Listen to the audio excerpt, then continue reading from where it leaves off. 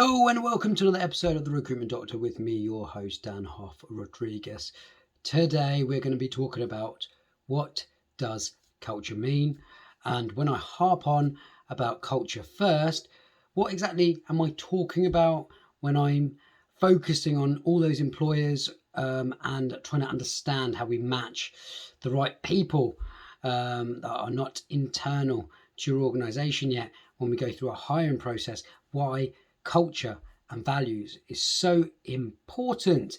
So why have a good open culture in your organization, and what benefits does it bring to your business? Well, it's simple.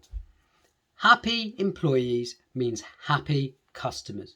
If you've got good employee engagement and your employees are bought into your vision, your purpose, if they are bought into contributing to your organization's evolving culture, then they are less likely to leave. Employee retention is as important as candidate engagement. So you've got to make sure you've got the balance right. What else? It enhances your employer brand. There's no one talking bad of your organization, especially when you're in a small community, perhaps like the tech community within Birmingham and the Midlands. It's going to allow you to attract hard to find talent. And that's my final point. Why have a good culture? Because it's going to allow you to attract good talent. No longer, and I harp on it about it a lot, no longer can you just send a job description and hope that someone's going to be bought in by some words on a piece of paper. So what is culture? Culture for me is unique to everyone's individual organization, and it defines the characteristics of your business. Who can influence your culture? Well, for me, everyone. Your culture is constantly evolving. From day one, that doesn't mean that that's how your culture is going to remain to 2 years to 5 years later. Ultimately, your culture will continue evolving, and the people that contribute to your culture are the people that you choose to hire into your organization. That's why hiring a bad egg is potentially a bad move. But also, you as a leader or your senior leadership team are responsible for driving that culture, leading from the front and ensuring that that culture is maintained. It's being absorbed by the people in your organization, and it's going to be constantly evolved by you allowing people to share their diverse ideas, their diversity of thought, and bring new ideas to the table. So people often ask me, how do you define a culture? And for me, it's a mixture of 5 things that I have narrowed down when I work with employers to identify and really build that story of who they are. What is your vision and purpose in terms of when it started, perhaps, where it's got to, how it's evolved? What is the vision of your organization? If you've got a product, if you've got a service, what does that look like? What purpose does it serve? And this is not something that's just something that you portray to your customers. This is something that you portray and you build on internally. Secondly, what are your values? What do you stand for? And there's a lot of buzzwords. I see a lot of, integrity, honesty, transparency. And I use that word buzzword in a really positive way, because ultimately a lot of businesses will have similar values, some of which overlap, some of which are completely different, some of which you got half of. But ultimately, if you can stand by those values and you practice what you preach with that, the way that you portray yourself as a leader, in terms of how the way that your employees are empowered to carry on, this is all stuff that's absolutely fundamental to the way you build and define those values.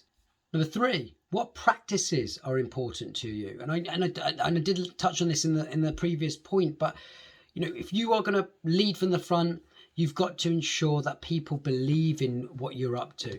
So when you're practicing what you preach, this has got to go through consistently throughout the organization. And this could be as small or as big or as middle,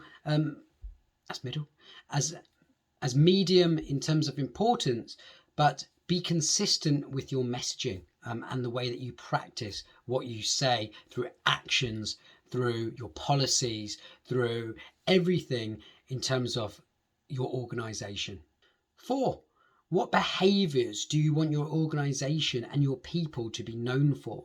Now, when I talk about behaviours, this again, slight overlaps to what I talk in terms of practices, but actually I'm talking more around, I think, empowerment in terms of the way that you enable, the way you facilitate your employees internally, the people around you, to do good things. If you enable them in the right way and they feel happy, they feel free, they're able to express themselves, not only are they going to do a great job, but they have got that trust with you. And it's not just about, recognition, reward. It's about the fact that people will work for you. They will go over and beyond because you spend most of your time, your life in those early years at work. So people want to feel like when they wake up on a Monday morning, they've got the right attitudes, they've got the right behaviours, but this needs to come from the top and they need to be consistent again throughout the organisation. And finally, number 5, what are your goals? And how are you going to ensure that in terms of everything above it, how are all those things going to contribute to you getting and achieving those goals? Ultimately, for me, when we set targets internally, we set objectives for the organisation. For me, that's a byproduct. So people on that journey are going to help you achieve those goals through the byproduct of the 4 points I touched on before. So make those goals clear, make them easy to understand, but more importantly, ensure that you empower the people that are going to help you achieve those goals with the tools and the support and the platform to get you there. And now I want to talk about the importance of a culture. A lot of people, when I speak to an organization, I say, right, let's talk to me about your culture. What's your culture about? The use of the language, people don't know. So ultimately, they're just picking words out of the sky. But let's just talk about let's break it down a little bit. Brand identity. Okay, how you're known in the marketplace, and that comes from the people that are within that organization. If they're bought into you, they're going to want to work for you. They're going to be happy, and happy, as I touched on at the start, happy employees make happy customers. So your brand identity, your reputation, it starts from your culture. So ultimately, you need to ensure that reputation comes from the culture. Your reputation doesn't come after. Staff retention, the ability to enable strong diversity, the ability to grow within your organization, positive feedback, constructive criticism. People will work for you.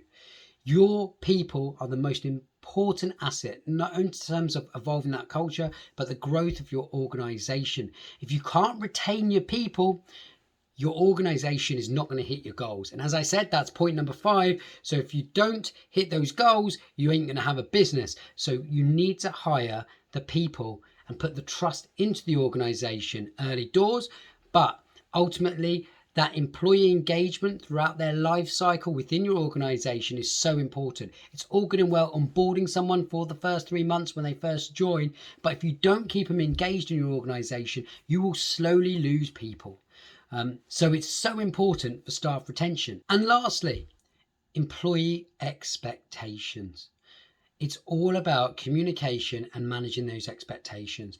If you speak to a software developer at interview and you say, we've got a great work-life balance, and suddenly you're making them work 10 to 12-hour days, that's not a true reflection of your culture. And therefore, ultimately, people are going to lose buy-in.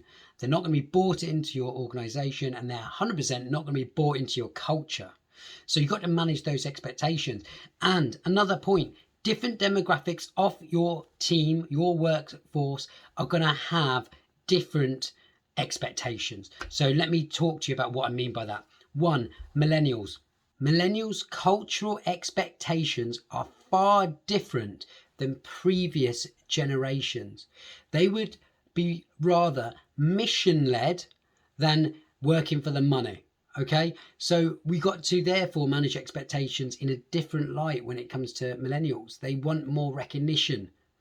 They want more praise. It's what they expect work to be about collaboration and about fulfillment, and they're inspired by different expectations to previous generations. And thirdly, this whole thing called startup culture. When we talk about startup culture, a lot of people think long hours, lack of job security. I'm thinking about flexibility, agile working, the ability to pivot and move when something's not working. That's what we're talking about when we talk about startup culture. Startup culture is full of open communications. There's lack of formal management structures, innovation, creativity, and this all contributes to a flexible working culture. And this is what I mean by startup culture. This is one of the best things that have come out of startups, and I love it. So that's me talking about what for me defines culture, why I love talking about culture first, and tune in next time when I start talking to you about how we create a culture and how we would go about creating a culture in your organization. Hit the subscribe button, comment, like below, and I'll see you soon. I'm out of here.